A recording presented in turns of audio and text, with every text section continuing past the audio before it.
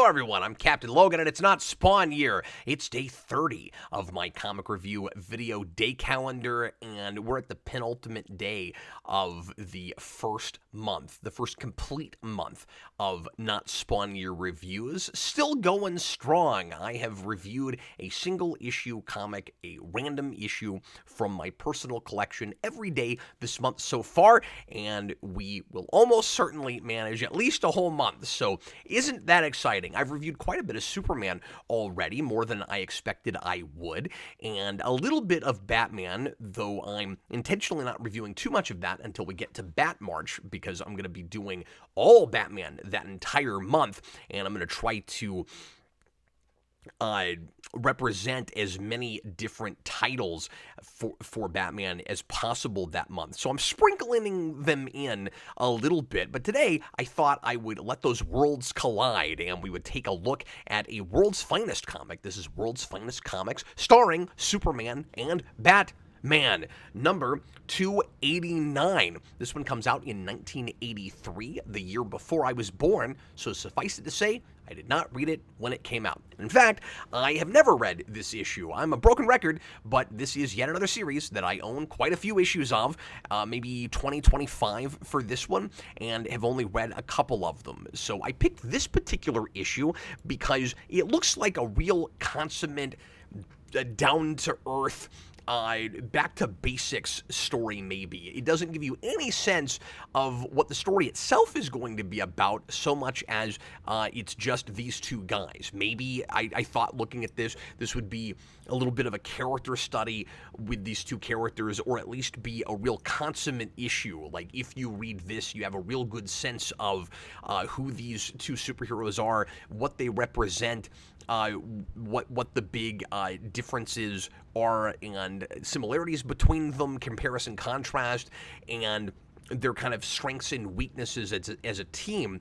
And you know, you've got just Superman happy and flying and very glad to be who he is and stand for what he stands for, and then you have a very stoic-looking, mysterious Batman in the background who is maybe not as happy as Superman, but still looks pretty content with who he is. And in fact, everything I just talked about is exactly what this issue is about, and this is kind of a character study for these guys. So much so, in fact, that it kind of does some of my thematic and character analysis for me. There is quite a bit of, this is a very talky issue, and there is quite a bit of Superman and Batman comparing and contrasting each other and talking about how close friends they are, but also why they complement each other. And that very line comes up from Superman, and how they kind of fill in each other's gaps, and they're sort of like a perfect romantic couple, though of course they're not romantic, they're just Batman and Superman being friends and helping each other in crime fighting, but they fit together like a glove, they say. And so, some of that work could be maybe more subtle, but it is pretty well done, and there are some observations here that even after all of the analysis that I've done in comparing and contrasting these characters and talking about how they're two sides of the same coin and they each want the same thing at the end of the day, but they come at it in real opposite directions, and kind of arguing or discussing whether or not these two guys are really that different. A lot of that is done in the book, but with as much of that as I've talked about, there are actually a couple of things here that I'd never thought of before, which is really cool.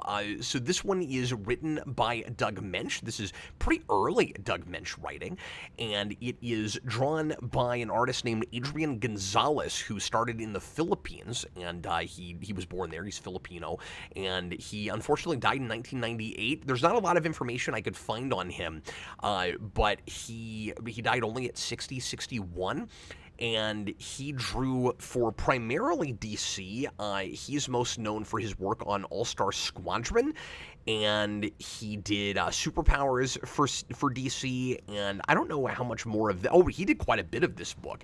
273 to 274, 288 to 291, and 293. So this is right smack dab in the middle of the issues that he drew for this book, and his art is pretty refined at this point, so I'm glad that unless it just looks great going all the way back, because maybe it does. I don't know this artist, but I'm glad that I looked at this particular issue because I like the art quite a bit. It's real classic. You wouldn't know that this was drawn by somebody that most of us hadn't heard of. This looks, I think, Neil Adams good, and clearly Neil Adams is a big influence on what he's doing with this character, and something of a house style for DC right then, certainly, but it's very dynamic. His characters are super expressive, but I particularly like his panel layouts. This page in particular, I love the Dutch angles and how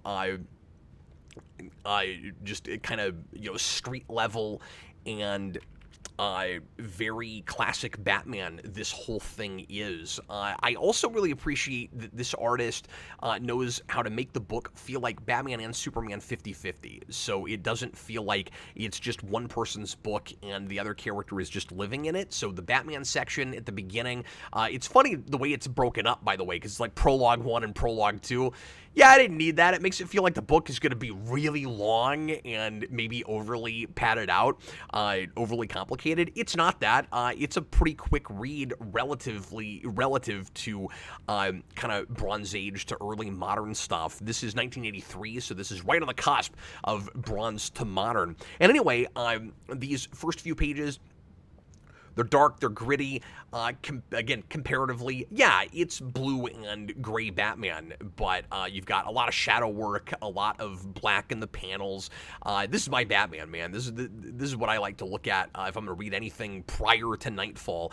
And then, by contrast, the Superman stuff is very, very Superman. It's a little bit brighter, but also there's a melancholy to it, particularly because of what Superman and Batman are both going through right now. And I'll get into their kind of depression here in a minute and the way they come together and use each other as therapists.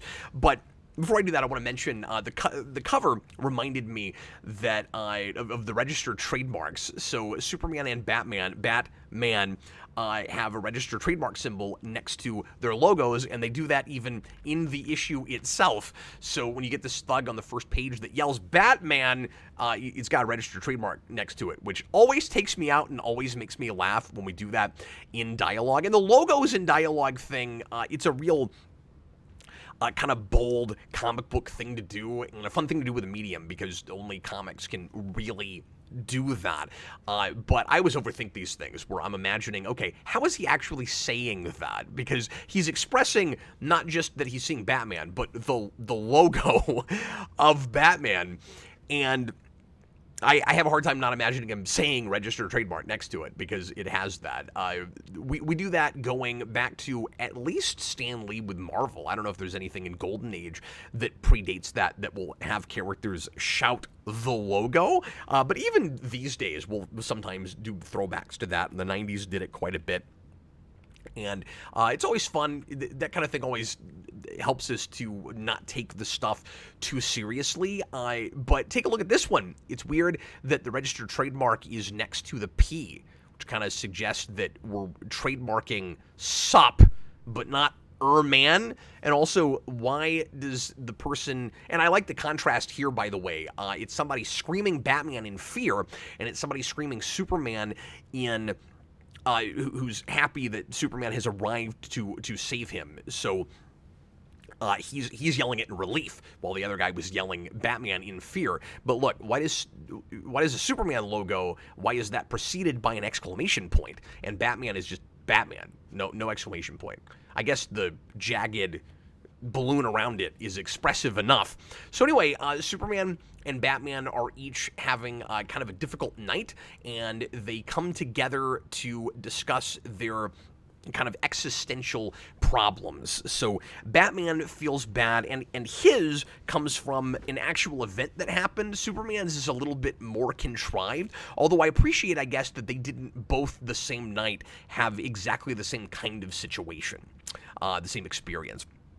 But Batman tries to rescue a person in an alleyway that's about to get shot. Apparently, it's just a real busy night for Batman. So he takes down some bad guys, and then, like, less than a block away, right behind him, somebody else is about to get shot for not giving an enforcer money that he's owed or something. And Batman screams no and can't get there in time. Bops the guy with a batarang, the bad guy, but he's too late. This other person gets shot.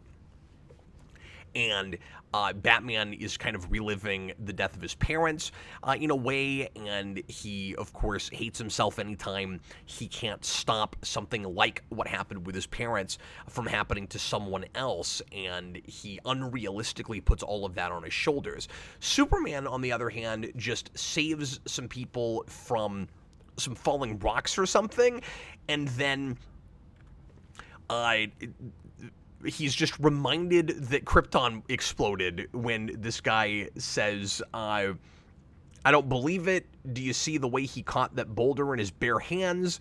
You said it. He's got the whole lousy world in his hands. And then Superman says, the whole world, perhaps, but it's not my world. And so I would think that if that's enough to make him start really internalizing his feelings about the destruction of Krypton and how alone he kind of feels in the world, even though he was, adopted by human parents and raised as a human, and he's adopted the Earth itself as the place that he most cares about and protects. You'd think that anything at all might set him off and make him, sit down and start thinking about those things. So because he's been thinking real hard about that and just feeling lonely, he goes to see Batman and somehow knows that Batman must be going through something similarly that evening.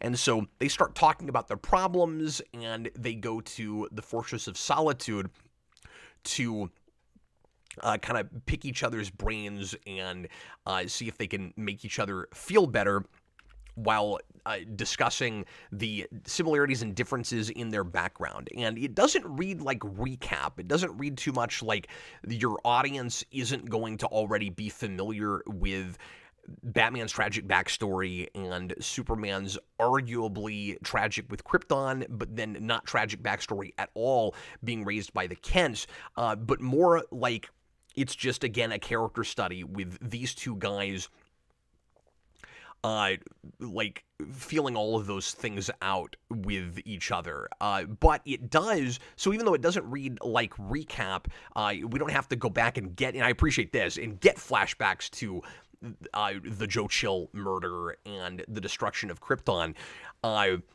It still does read like a consummate issue, where if this was a kid's first introduction to either of these characters, they would have a really good sense of who they are and where they come from and what they stand for. But it would also be really interesting to come to know these characters first through this kind of lens, while studying what makes each of them similar but different, and how, again, they're kind of two sides of the same coin. And so they have this big conversation on this page about how they both have, and I really appreciate this, how they both have dark sides, and neither of them is perfect, and they're not as different as they seem. So Batman is... So they're both forces for good. They both want the same things, but while Batman uses different methods, and they don't really get into Batman strikes terror in people and Superman doesn't like that. There's no talk about that because at this point they're such close friends that they kind of understand each other and agree to disagree on that part of it, it seems like. And so the idea is, even though Batman looks like a real dark, brooding,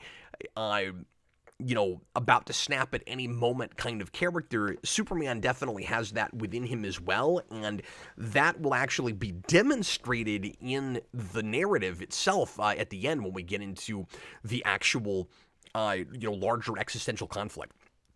Not existential in what these guys are going through in trying to reconcile their pasts, but the larger conflict at play with the world that we'll get here, because there's something of an alien invasion story, which is weirdly directly connected to specifically their emotions and what they're feeling, and we'll get to that in a minute. But the idea is that even though Superman had an upbringing that Batman says he covets, he's jealous of, Superman also lost something like Batman did, and sometimes isn't sure that he even fully belongs here. So the idea is, and we're starting to get into an era in comics where both of these characters are being written a little bit more conflicted than they've been allowed to be in some comics before, and they're more three-dimensional, and they're more flawed, and they're starting to look like real people. And I think the irony maybe is supposed to be that even though Batman represents the darker, more vigilante approach to being a superhero, and he seems like the more tragic character, Superman needs him in order to remain as optimistic and altruistic as he is. So it's something of a symbiotic relationship. They both help each other see where the edge is. And there's this moment where Batman says, whenever something happens to me like this, I always feel like lashing out and asking you, I love how dark this is, asking you to help me just take out all the bad guys in one fell swoop, just go murder all of them. And it makes me feel like a madman that I have those thoughts. And, it's about how, again, everyone has a dark side and they need that. And Superman and Batman are a metaphor for every individual's need for both of those sides. And so Batman is that darker side, Superman is that lighter side. But at the end of the day, they are both good-hearted people just trying to do the right thing. So Superman says, "But Batman, you're not." You're not mad because you haven't done, he says, anything so irrational. And again, when we get to the end, we'll see Superman actually have that very thing tested himself, which is great. The image that I'd never thought of before is, and I love this panel, is the gloved hand and the naked hand shaking hands.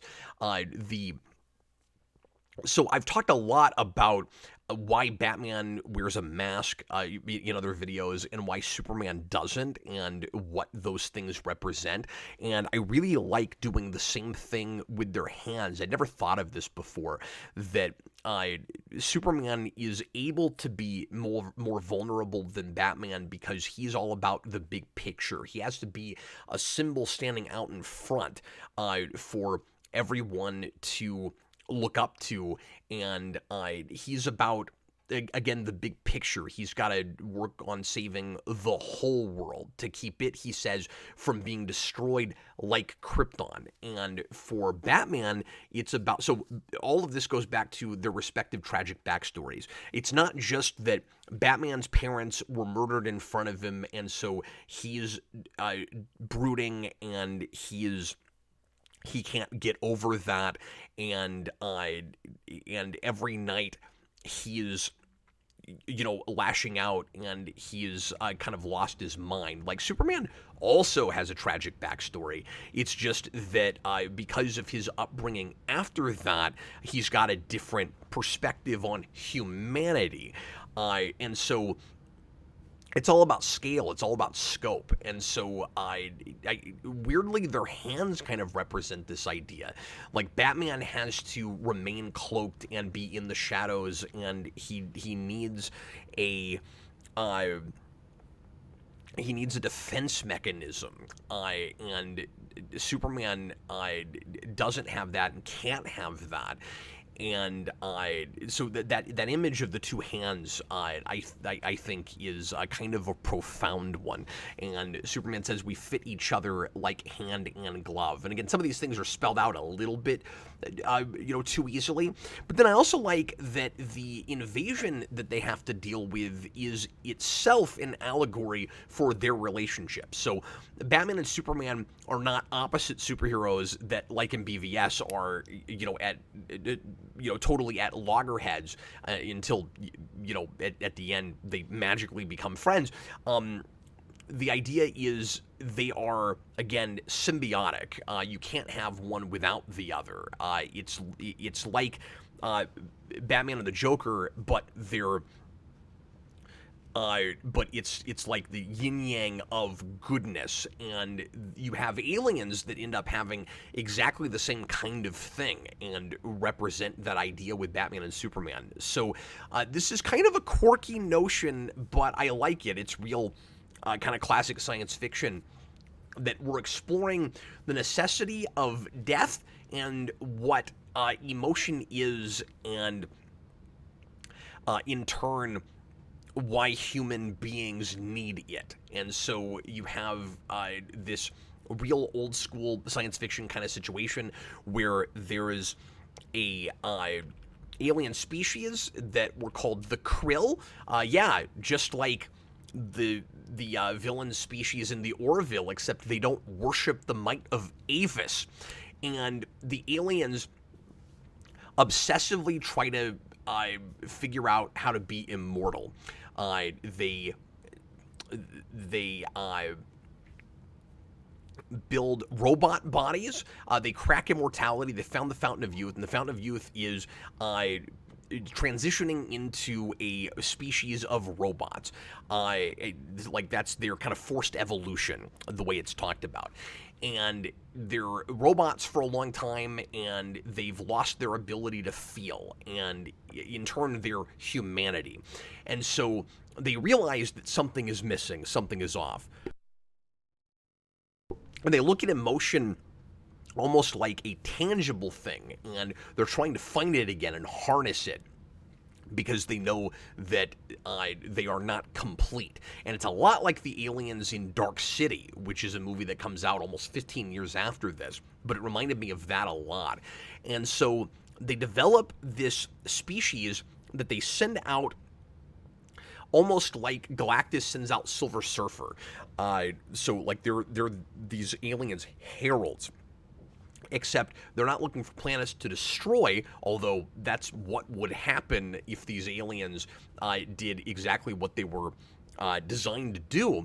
But what they do instead is they go in search of emotion to try to explain to these robots how to have that again.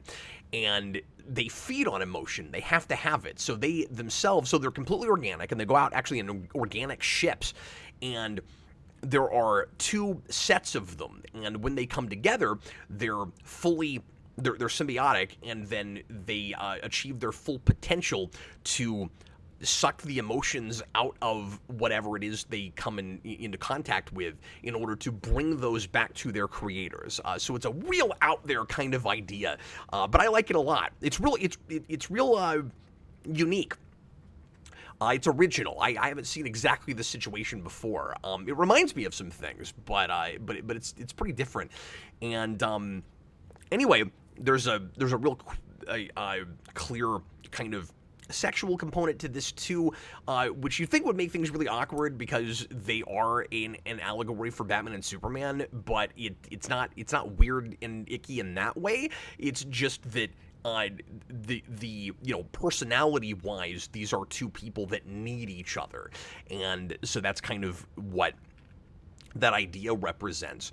And so they come to Batman and Superman because, and this is the silliest part of it probably, they are the most emotional people on the planet at that point because of, or they're like the paragon of what these aliens are looking for, because they're going through their kind of dual therapy session together. And I guess because things only happen to important costumed superheroes in comic books like this. So they gravitate toward Superman and Batman specifically, and they come down and they explain who they are and what the aliens are after, and they reveal that if they come together with the second half of the species, that humanity will be destroyed in their pursuit of all emotion. And Superman, of course, is threatened by this because he has to protect the Earth. And so he has a moment where he's ready to go up and destroy the second bionic ship that's coming down. Did I say bionic? I mean the second organic ship, pardon me, that's coming down, and they keep calling them asteroids. When they get into the atmosphere, they're like asteroids, and so Superman is like, I don't know what else to do, and I'm angry because I cannot let this happen like it did with Krypton, and so he has the same moment.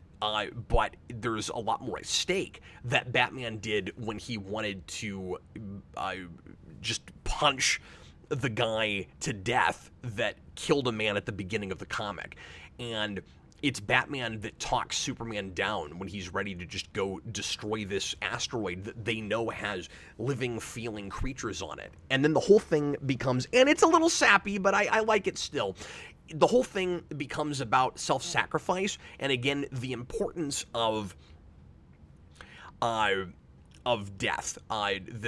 So the argument that the aliens and that the comic at large makes is that you can't have emotion ultimately if you live forever. That would make you cold, and you wouldn't care what you did to other people. Like these robots, when they build the aliens, they do all these horrible experiments on them in order to turn them into what they need them to be, and they're callous and they don't care how they feel because they don't have any emotions, so they've lost all empathy.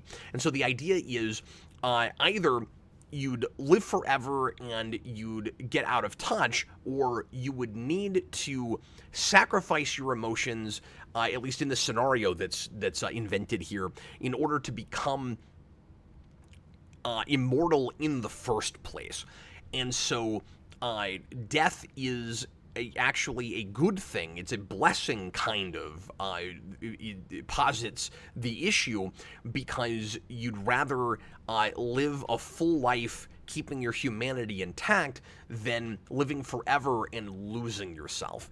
And the idea is that at the end of the day, Superman and Batman are not there to make themselves feel better about their past, but to use their past and the responsibility that they have with their powers and their resources in order to help other people and preserve humanity at large. And so they have to sacrifice a lot of things about their lives, and maybe eventually even their whole lives, the way these aliens did, and that's what the job is. And so I really like this invasion, these aliens, as a metaphor for just what being a superhero is all about. It's a really inventive way to do it. So what happens is, the very end, this last page, the aliens say, and this was a curveball to me. I wasn't expecting this. There's something real Star Trek original series about this. It's real optimistic science fiction. You have these aliens that say, in order for us to survive and to fulfill our calling, we have to kill everyone on the planet. And so we're not going to do that. We're going to die because we have empathy. And one of the emotions that we have in being fully emotional creatures, like the whole thing backfires on these aliens, on the Krill, because they accidentally made like the ultimate self-sacrificial species that says, well, we were blessed with empathy. We care about people. And so we're going to fulfill our calling by refusing to kill these people and by taking all their emotions. And then we're going to send back that information. They're telepathic. We're going to send that information back telepathically to the Krill. And the aliens say, or the main alien, or I don't know if they're ultimately like a collective consciousness or if there's just one that speaks for the rest. I never really got a good sense of that. But it says either. Or it says, we have done what we can for the Krill and for ourselves. So the idea is they're hoping against hope that that the big sacrifice they're making will actually help their creators and not doom them. And they have a real good justification for doing it like this. It isn't if we have to kill humanity or the Krill cannot be human themselves. They say that wouldn't work. That wouldn't do it. That's not going to help them find their emotions, find their humanity. It posits that humanity and emotions are almost almost synonymous things, which, I think that's maybe simplifying the whole thing a little bit, because of course animals also have emotions, and we don't consider them self-aware in the same way we are. So there's a self-awareness component. Sentience is not enough. But anyway, he says.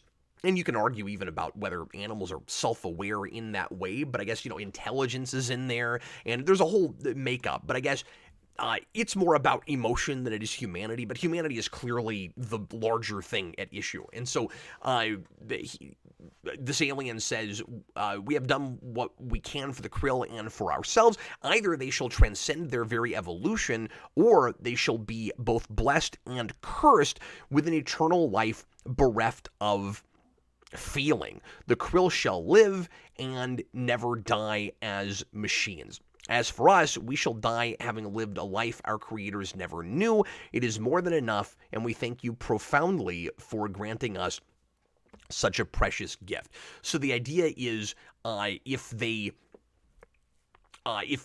just let everybody on Earth die, the Krill aren't going to learn anything anyway, and so it's better to set the example, like Batman and Superman are doing, and hope that the Krill can make a leap in like emotional evolution and realize that self-sacrifice is what it's all about. That the be-all, end-all is not living forever. That's not what life should be about. I like this comic a lot. Again, it's a little sappy. It's a little on the nose and obvious in places, but it's a really inventive way to explore all of those ideas. Anyway, thanks a lot for watching, and I will be back again tomorrow with another one, and we will finish out the first whole month of Not Spawn Year. If there's a particular character or series that you'd like to see me tackle, leave a comment, and I will certainly consider it. In the meantime,